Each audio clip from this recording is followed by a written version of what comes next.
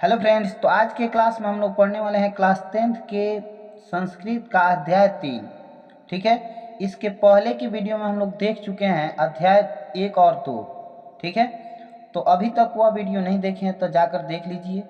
और इस वीडियो में हम लोग पढ़ने वाले हैं अध्याय 3 और इसमें के जितने भी ऑब्जेक्टिव एवं सब्जेक्टिव क्वेश्चन कराने वाले हैं और सभी के सभी इम्पोर्टेंट प्रश्न हैं। तो ध्यान से इस वीडियो को देखिएगा। अगर यह वीडियो आपको पसंद आएगा तो लाइक ज़रूर कीजिएगा और चैनल पर नए हो तो सब्सक्राइब भी कीजिएगा। ठीक है, तो चलिए हम लोग स्टार्ट करते हैं। 1 नंबर क्वेश्चन यानी ऑब्जेक्टिव का फर्स्ट नंबर क्वेश्चन देखेंगे। देखिए, ऑब्जेक्टिव का पहला नंबर जो क्वेश्चन है, अलस कथा पाठ के लेखक कौन है। यानी जो पाठ है अलस कथा, उस पाठ के लेखक कौन है। अलस कथा पाठ के लेखक विद्यापति जी हैं। कौन है? तो अलस कथा पाठ के लेखक विद्यापति हैं। फिर इसमें का नेक्स्ट यानी दूसरा नंबर प्रश्न है। दूसरा नंबर प्रश्न देखिए यहाँ पर क्या कह रहा है, अलस कथा पाठ किस कथा ग्रंथ का अंश भाग है। तो देखिए, पुरुष परीक्षा का। ठीक है, यानी अलस कथा पाठ किस कथा ग्रंथ का अंश है। तो किस कथा ग्रंथ का अंश है? तो पुरुष परीक्षा का है। चलिए अब तीसरा नंबर प्रश्न देखिए यहाँ पर, करेक्ट, पुरुष परीक्षा नामक कथा ग्रंथ का निरूपण किस भाषा में किया गया है। तो संस्कृत भाषा में किया गया है। ठीक है, यानी इस ग्रंथ का जो निरूपण है किस भाषा में किया गया है, तो इसका निरूपण किया गया है संस्कृत भाषा में। चलिए अब हम लोग 4 नंबर क्वेश्चन देखेंगे। तो देखिए इसमें के 4 नंबर क्वेश्चन क्या कह रहा है। तो 4 नंबर क्वेश्चन है, पुरुष परीक्षा नामक कथा ग्रंथ में किसके गुणों का वर्णन है तथा उसके दोषों के निवारण का उपाय बताया गया है। तो चलिए इसमें कहा गया है, मतलब पुरुष परीक्षा नामक कथा ग्रंथ में किसके गुणों का वर्णन है और उसके दोषों का निवारण का भी उपाय बताया गया है। तो देखिए मानव के, किनके? तो मानव के। ठीक है, चलिए अब नेक्स्ट क्वेश्चन हो गया 5 नंबर, यानी 5 नंबर क्वेश्चन है, विद्यापति कैसे कवि हैं। तो देखिए विद्यापति जो हैं मैथिली के कवि हैं, मैथिली में, यानी मैथिली कवि हैं। ठीक है, विद्यापति कैसे कवि हैं? तो मैथिली। चलिए अब नेक्स्ट 6ठा नंबर प्रश्न आ रहा है। 6ठा नंबर प्रश्न का जैसे प्रश्न है, अलस कथा पाठ में किस दोष का वर्णन है। तो देखिए अलस कथा पाठ में किस दोष का वर्णन है, तो आलस का, यानी आलस के बारे में ही इसमें बताया गया है। चलिए अब नेक्स्ट क्वेश्चन है 7 नंबर क्वेश्चन देखिए क्या कह रहा है, तो नीतिकार आलस को क्या मानते हैं। तो देखिए नीतिकार आलस को शत्रु मानते हैं। सही बात है, आलस एक शत्रु ही है, यानी जिसके अंदर आलस आ गया कोई काम नहीं कर सकता है वो, तो समझिए वह एक क्या है, शत्रु। वो भी मानते हैं और सब लोग भी मानते हैं, समझिए कि आलस एक क्या है, शत्रु है। चलिए अब नेक्स्ट प्रश्न हो जाएगा 8 नंबर, तो वीरेश्वर कहाँ के मंत्री थे। तो देखिए वीरेश्वर जो थे मिथिला के मंत्री थे। कहाँ के मंत्री थे? तो मिथिला के। 9 नंबर प्रश्न है, वीरेश्वर स्वभाव से कैसे थे। तो वीरेश्वर दयावान और दानशील थे, यानी दान करने वाले थे और दयावान भी थे। ठीक है, स्वभाव से कैसे थे? तो दयावान और दानशील। फिर अब नेक्स्ट क्वेश्चन 10 नंबर है, भूखे रह लेना ठीक है लेकिन भूखे रह लेना ठीक है लेकिन किसी प्रकार का मेहनत न करना किसका प्रथम विचार था। तो आलसियों का। देखिए आलसी तो सोचते हैं कि भले भूखे रह जाएंगे हम लोग लेकिन काम नहीं करेंगे, काम चोरों का काम है, यानी आलसियों का काम है। तो ऐसे आप लोग या कोई भी व्यक्ति ऐसे न सोचे कि हम लोग भूखे रह लेंगे लेकिन काम नहीं करेंगे। काम करिए, यानी आलस को दूर कीजिए, तभी आप आगे बढ़ सकते हैं, नहीं तो अन्यथा कुछ नहीं कर सकते हैं। तो चलिए अब हम लोग नेक्स्ट 11 यानी 11 नंबर क्वेश्चन देखेंगे। चलिए तो 11 नंबर हम लोग क्वेश्चन देखेंगे। तो 11 नंबर क्वेश्चन क्या कर रहा है, देखिए 11 नंबर क्वेश्चन है, किस जाति का सुख देखकर सभी लोग दौड़ता है। तो देखो अपनी जाति का, मतलब किस जाति का सुख देखकर सभी लोग दौड़ता है, तो अपनी जाति का। ठीक है, नेक्स्ट क्वेश्चन हो जाएगा 12 नंबर, आलसियों के सुख को देखकर कौन कृत्रिम आलस्य दिखाकर भोजन ग्रहण करते हैं। तो देखिए धूर्त यानी जो चालाक होते हैं वहीं, यानी आलसियों के सुख को देखकर कौन कृत्रिम यानी अपने तरीका से आलस्य दिखाकर भोजन ग्रहण करते हैं? तो कौन? तो धूर्त, धूर्त लोग। नेक्स्ट क्वेश्चन 13 नंबर में कह रहा है, आलसियों पर बढ़ते खर्च को देखकर नियोगी पुरुष क्या किया? तो देखिए, आलसियों पर बढ़ते खर्च को देखकर नियोगी पुरुष क्या किया? तो आलसियों की परीक्षा ली। क्या की? तो आलसियों की परीक्षा ली। फिर नेक्स्ट क्वेश्चन 14 नंबर हो जाएगा, आलसियों की परीक्षा के लिए नियोगी पुरुष ने क्या किया? आग लगा दिया, यानी उनकी जहाँ पर रहते थे लोग उसी में क्या लगा दिया गया? आग लगा दिया। ठीक है। नेक्स्ट क्वेश्चन 15 नंबर, घर में आग लगते ही सबसे पहले कौन भागा? तो देखिए, इसका आंसर हो जाएगा धूर्त आलसी, यानी जो चालाकी पूर्वक यानी यहाँ करके मतलब बहला फुसला के रह रहा था, यानी आलसी बन करके वह सबसे पहले भागा, यानी धूर्त आलसी पहले भागा। 16 नंबर प्रश्न में देखिए क्या कह रहा है, 16 नंबर, घर में आग लगने पर धूर्त लोग के बाद कौन भागा? यानी घर में आग लगने पर धूर्त लोग के बाद कौन भागा?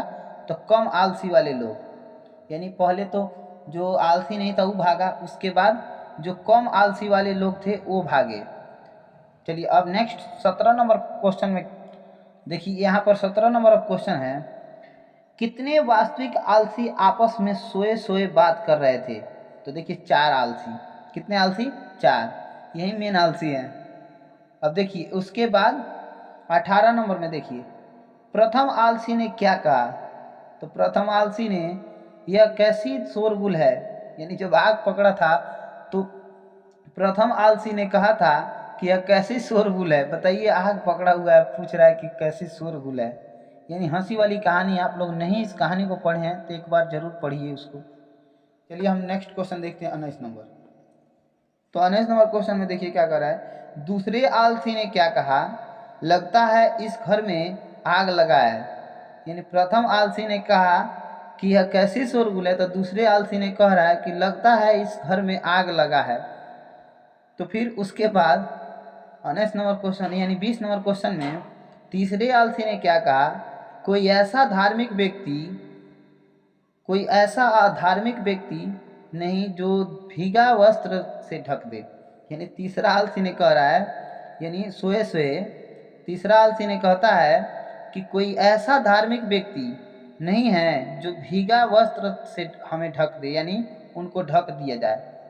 बताइए कितना आलस है, आग पकड़ा हुआ है और सोच रहा है कि कोई हमें भीगा हुआ वस्त्र से ढक दे। चलिए अब देखिए चौथे आलसी क्या कह रहा है। तो चौथा आलसी यानी 21 नंबर क्वेश्चन है, चौथे आलसी ने क्या कहा? तुम सब कितने बोलते हो, चुपचाप क्यों नहीं सोते? अब बताइए, आग पकड़ा हुआ है, कह रहा है कि कैसे नहीं सोते हो। चलिए फिर उसके बाद 22 नंबर क्वेश्चन में चारों आलसियों को घर से बाहर कैसे निकाला गया? तो देखिए 22 नंबर क्वेश्चन है, यानी चारों आलसियों को घर से बाहर कैसे निकाला गया? तो केस पकड़कर, यानी उन लोगों को केस पकड़ करके बाहर निकाला गया। नेक्स्ट क्वेश्चन, फिर चारों आलसियों को किसने बचाया? तो चारों आलसियों को नियोगी पुरुष जो आग पकड़वाए थे वही उन लोगों को बचाए। फिर नेक्स्ट क्वेश्चन हो जाएगा, चलिए नेक्स्ट यानी 24 नंबर क्वेश्चन है, स्त्रियों के गति कौन होते हैं? तो देखिए स्त्रियों के गति जो होते हैं ना उनके पति होते हैं। चलिए नेक्स्ट प्रश्न यानी 25 नंबर प्रश्न कह रहा है, बालकों के रक्षक कौन होते हैं? तो बालकों के रक्षक उनकी माँ होती हैं। यहाँ पर लिखा हुआ है आंसर, यानी बालकों के रक्षक कौन होते हैं? तो उनकी माँ। चलिए उसके बाद नेक्स्ट प्रश्न होगा 26 नंबर, आलसियों के रक्षक कौन होते हैं? तो आलसियों के रक्षक दयावान व्यक्ति होते हैं। जो आलसी होते हैं उनके रक्षक कौन होते हैं? तो दयावान व्यक्ति। फिर 27 नंबर क्वेश्चन है, किसके बिना आलसियों के रक्षक कोई नहीं, यानी रक्षक कोई नहीं होता है? तो दयावान व्यक्ति के बिना, यानी दयावान व्यक्ति अगर कोई नहीं होगा तो आलसियों का कोई रक्षा नहीं करेगा। फिर नेक्स्ट प्रश्न यानी 28 नंबर प्रश्न कह रहा है, 28 नंबर प्रश्न में कितने आलसियों को मंत्री द्वारा बाद में उनके अधिकार के वस्तु दी गई? यानी 4 आलसियों को, यही मेन 4 आलसी थे। चलिए नेक्स्ट यानी 4 आलसियों को दिया गया। अब नेक्स्ट यानी 29 नंबर क्वेश्चन है। 29 नंबर में देखिए क्या कह रहा है, गरीबों और अनाथों को प्रतिदिन भोजन कौन देता था? तो देखिए वीरेश्वर।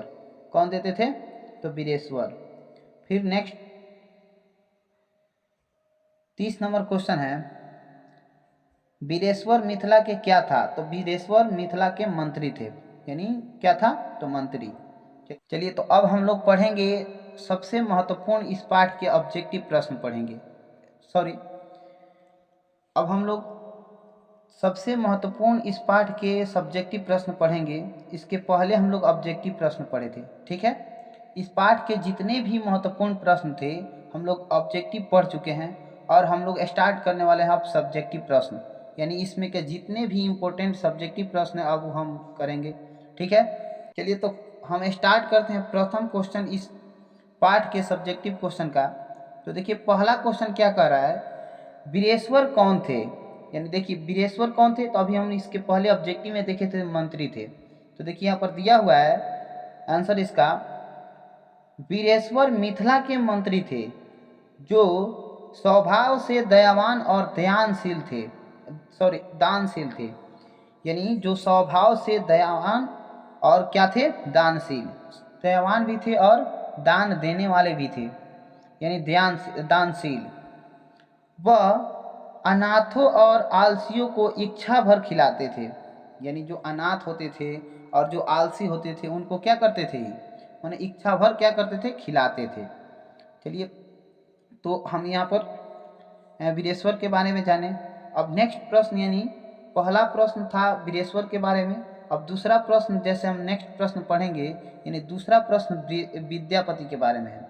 तो देखिए दूसरा नंबर प्रश्न क्या कह रहा है, विद्यापति कौन थे? तो विद्यापति एक मैथिली कवि थे जो अलस कथा पाठ के रचनाकार भी हैं, ठीक है। विद्यापति कौन है? तो विद्यापति एक मैथिली कवि थे जो अलस कथा पाठ के रचनाकार भी, यानी इस पाठ को उसी ने क्या किए हैं? लिखे हैं, इसका रचना किए हैं।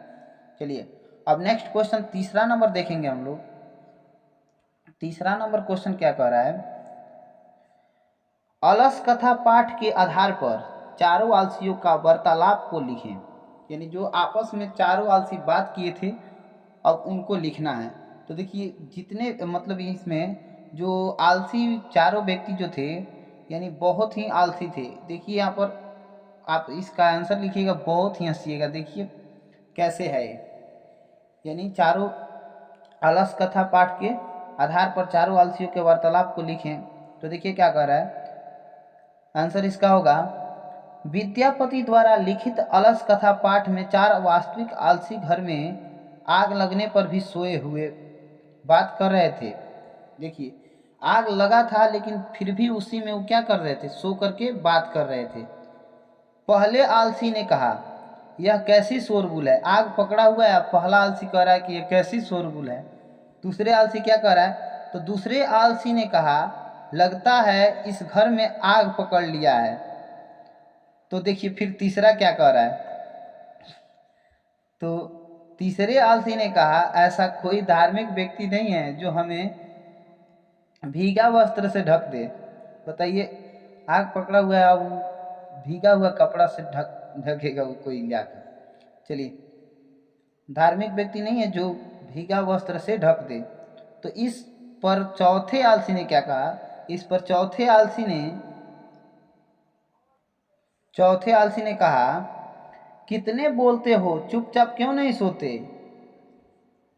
वाह, यानी आग पकड़ा हुआ है, चारों आपस में वार्तालाप कर रहे हैं और सोए हुए हैं, आग पकड़ा हुआ है। तो देखिए यही उनका वार्तालाप है, यानी याद रखिएगा।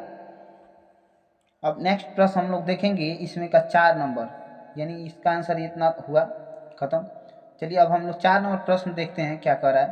तो 4 नंबर प्रश्न है, चारों आलसियों को किसने और कैसे निकाला?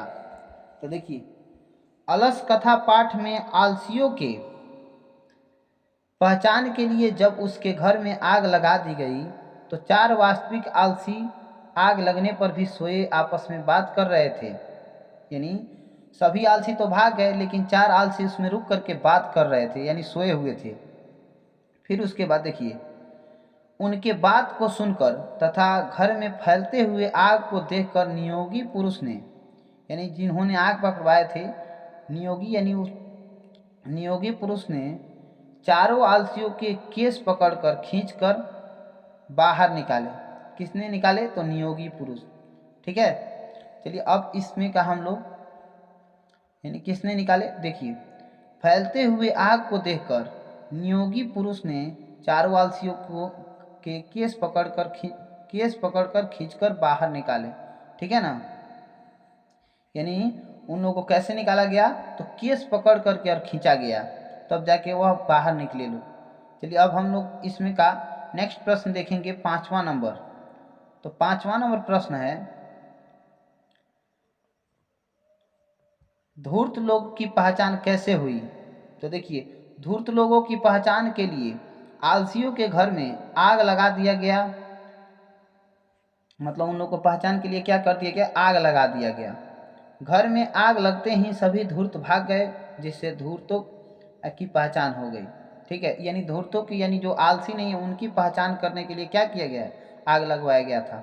ठीक है, चलिए अब इसका आंसर हो गया यहाँ पर। अब नेक्स्ट क्वेश्चन, यानी 5वां नंबर क्वेश्चन, 6ठा नंबर क्वेश्चन कह रहा है, यानी नेक्स्ट, यानी 6ठा नंबर क्वेश्चन, अलस कथा पाठ से हमें क्या शिक्षा मिलती है? तो देखिए, अलस कथा पाठ से हमें क्या शिक्षा मिलती है? तो देखिए यहाँ पर आंसर दिया हुआ है। देखिए आंसर यहाँ पर, विद्यापति द्वारा लिखित अलस कथा पाठ से हमें यह शिक्षा मिलती है कि आलस मनुष्य का सबसे बड़ा शत्रु है। यानी आलस कीजिएगा तो आप कुछ नहीं कर सकते हैं। आलस सबसे बड़ा शत्रु है, समझिए, इसे त्याग देना चाहिए। आप लोग किसी के अंदर भी अगर आलस है तो उसको क्या कर देना चाहिए? अभी से तुरंत त्याग कर दीजिए, यानी त्याग कर देना चाहिए। किसी भी व्यक्ति को आलस नहीं करना चाहिए, आलस सबसे बड़ा शत्रु है। चलिए, तो हम इस वीडियो को यहीं एंड करता हूँ, क्योंकि इसमें का जितने भी महत्वपूर्ण प्रश्न हैं हम करा दिए। अगर यह वीडियो आपको पसंद आया हो तो इस वीडियो को लाइक कीजिएगा। अगर इस चैनल पर आप नए हो तो चैनल को सब्सक्राइब कर लीजिएगा।